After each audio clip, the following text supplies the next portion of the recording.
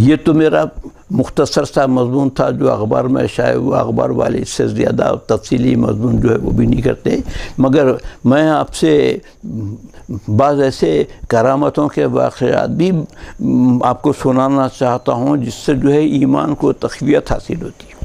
میری ایک ملاقاتی دوست میرے حضرت کے سلسلے کے وابستہ، ان کی ایک ایسے آدمی سے، ایسے نوجوان سے دوستی تھی جو ذرا سرغنہ قسم کا آدمی تھا، یعنی چاقو ماسٹر جس کو بولتے ہیں نا، وہ آدمی تھا.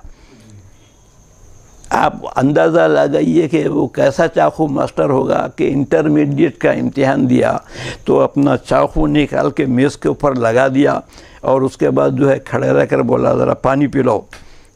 تو انویجیلیٹر گھبرا رہا ہے اور پانی لانے والی آیا جو ہے پریشان ہو رہی ہے، مگر اسٹوڈنٹ پانی مانگا تو لے کے جا کے دینا ضروری.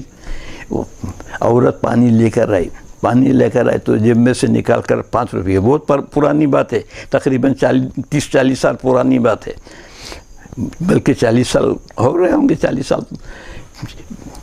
سال پرانی بات ہے. وہ اس کو 5 روپے دیا، دے کے بولا کہ یہ جو انویجیلیٹر کھڑا ہوا ہے یہ کہاں رہتا؟ تو فلاں مقام پر رہتا ہے. اس کو کتنے بچے ہیں، کتنے بچیاں ہیں، اور اس کی بچی کہاں پڑھتی، وہ پورا تفصیل وہ کر لے کے پانی پی لے کے اور 5 روپے دے کے بڑھا دیا. اس کے بعد پھر جو بولتے تھوڑی دیر کے بعد کھڑے رہ کر ذرا یہ سمجھ میں نہیں آ رہا ہے، آ کر بیان کرو. تو انویجیلیٹر پریشان ہو کے آیا تو آ کے کہنے لگا کہ تمہاری بیٹی کو اڑا لیتا ہوں، کھڑے رہ کے سیدھا میرے کو سمجھاؤ. اور جو ہے کہ بولتے ان سے بولنے لگا تمہاری بیوی کو بیوہ کر دیتا ہوں، میں جیسا بول رہا ہوں ویسا سنو. اب وہ کانپتے ہوئے انویجیلیٹر اس کو جو ہے پورا آنسر لکھا دیا. اتنا اشد قسم کا آدمی تھا. اور وہی ایک مرتبہ جو ہے وہ ہمارے جو پیر بھائی ہیں ان کے ساتھ حضرت خواجہ محبوب اللہ کے عرس میں آ گیا. اب ہمارا پیر بھائی تو جو ہے قوالی میں اندر آ کر بیٹھ گیا. وہ سما خانے کے بیرونی حصے میں کھڑا ہوا اور لوگوں کو کیفیت ہو رہی ہے، ناچ رہے ہیں لوگ، رقص کر رہے ہیں، تو باہر کھڑے رہ کے ہنس رہا ہے. لوگوں کو ناگوار ہو رہا ہے، مگر وہ اشد قسم کے لوگوں کی صورت سے معلوم ہو جاتا ہے کہ یہ کتنے خبیث ہیں، تو کوئی جرت نہیں کر سک رہا ہے اس کو جو ہے ڈانٹنے کی. قوالی ختم ہو گئی، جا کر بیٹھ کر کھانا، دونوں مل کے دوستاں کھانا کھا لیا. پیر بھائی سے دوستی تھی، دونوں مل کر کھانا کھا لیے. کھانا کھا لینے کے بعد اس زمانے میں جو ہے آبدار خانے ہوتے تھے.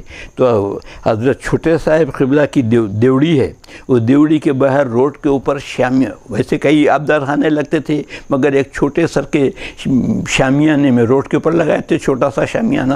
تو چھوٹے سے شامیانے میں قوالی ہو رہی ہے.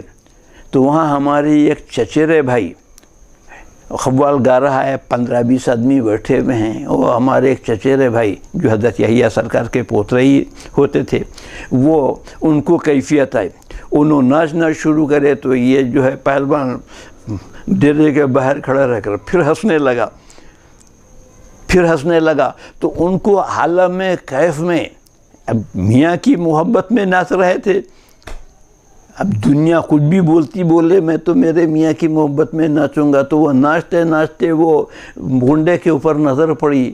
تو انہوں جو ہے اپنے آپ پر سوچے کہ میں خواجہ کا گنڈا، یہ دنیا کا گنڈا، دونوں مل کے گلے لپٹ لیں گے. تو لوگوں کو چیرتے ہوئے گئے، اس کو جا کے جو ہے گلے میں ہاتھ ڈال کے، بغل میں سے ہاتھ ڈال کے پکڑ گئے، محفل میں کھینچ کے لا لیے. تو انہیں جو ہے یہ سوچا کہ ان کو اگر ذرا دبایا تو ہڈیاں پھسلیاں گولا ہو جاتے، دباؤں کیا؟ مگر ضمیر ملامت کرنے لگا. اور انہوں ہے کہ جو ہے خواجہ کا گنڈا، دنیا کا گنڈا، خواجہ کا گنڈا، دنیا کا گنڈا بول کے جو ہے ناچتے رہے. تھوڑی دیر کے بعد اس کا دل ملامت کرنے لگا، ضمیر ملامت کرنے لگا. ارے کتنا سیدھا آدمی ہے کہ اللہ کی محبت میں، خواجہ کی محبت میں انہیں جو ہے پرواہ نہیں کر رہا ہے. میرے کو دیکھو، اس دبلے پتلے آدمی کو دیکھو. اب نرم پڑنا شروع ہوا. یہ ایسا نرم پڑا کہ قوالی ختم ہونے کے بعد اپنے دوست سے بولا تمہارے مرشد کون ہیں؟ ان کا میں بھی مرید ہو جاتا ہوں. سبحان اللہ. میں بھی مرید ہو جاتا ہوں. ارے تم ایسا کچھ بولے ہو بھائی کتنے سیدھے سادے لوگ ہیں کہ جو ہے میرے جیسے آدمی کو قوالی میں بیچ میں کھینچ کے لے کے چلے گئے. تو اس کے بعد اس کا حال یہ ہوا کہ وہ مرید ہوا. اس کے بعد تھوڑے روز کے بعد انہیں اپنے بھائی کی ایک ہمارے محلے میں دکان لگا کے دیا سائیکلوں کی. وہ بھائی کو جو ہے محلے کے کچھ بچے وہ پہلوانوں کی ذرا ایک دوسرے کو دیکھے تو جذبات ابھرتے نا, تو وہ جو ہے ان کے بھائی کو مارا, ایسا مارا کہ وہ ہاتھ میں سے یا منہ میں سے کہیں سے خون جانے لگا. تو فوراً بھاگتے ہوئے حضرت کے پاس, میرے والد بزرگوار کے پاس بھاگتے ہوئے آیا کہ کہنے لگا کہ مرید ہونے کے بعد میں یہ تہیہ کر لیا تھا کہ کسی کے اوپر ہاتھ نہیں اٹھاؤں گا, مگر میرے بھائی کو جو ہے کوئی آدمی مار رہا ہے اور خون نکل رہا ہے. اور میں پوچھا یہ کون, اتنی جرت کون کیا؟ تو کہہ رہے ہیں کہ اس کے پیچھے ایک پہلوان ہے, آپ کا مرید ہے کہتے ہیں, انہیں صابر نام ہے کہتے ہیں اس کا. میں جو بولتے اس کو دیکھ لیتا ہوں, آپ اجازت دیجئے میں اس کو دیکھ لیتا ہوں. حضرت فرمائے کہ نہیں, ٹھہر جاؤ, یہاں بیٹھو. اپنے آدمی کو بولے اچھے میاں جاؤ جا کے صابر کو بولا کے لے کے آؤ.